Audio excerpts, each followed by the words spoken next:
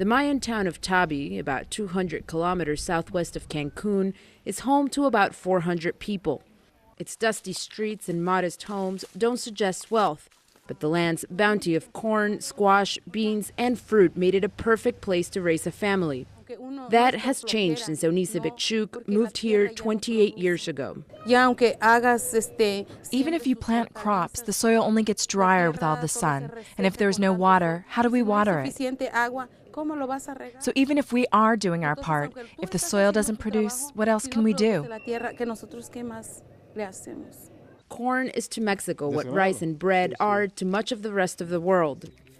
The tortilla is a staple, and without it, many would go hungry in a country where about 40% live in poverty. But agriculture officials say climate change and poor farming practices have cut Mexico's corn yields up to 60% over the past 15 years. When it doesn't rain, the entire crop is lost. When it does rain, the entire crop grows. These days, rain is increasingly unpredictable in a region where the wet season has come like clockwork since the times of the ancient Maya. Now drought, floods, and hurricanes alternate, extreme conditions that can devastate crops.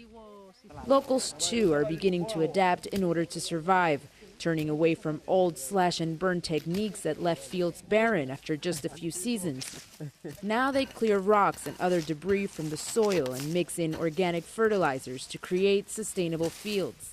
Anti-poverty campaigners say rural communities around the world are feeling the same strain and being forced to adapt. There's only a few issues that have been consistently increasing in awareness over the past few years, and one of them is climate change. And amongst others, it's because of what we've seen here today, the fact that increasingly people around the world are convinced that something's changing. But farmers can't keep up with the pace of that change, and Eunice sees it wearing down the local community. Many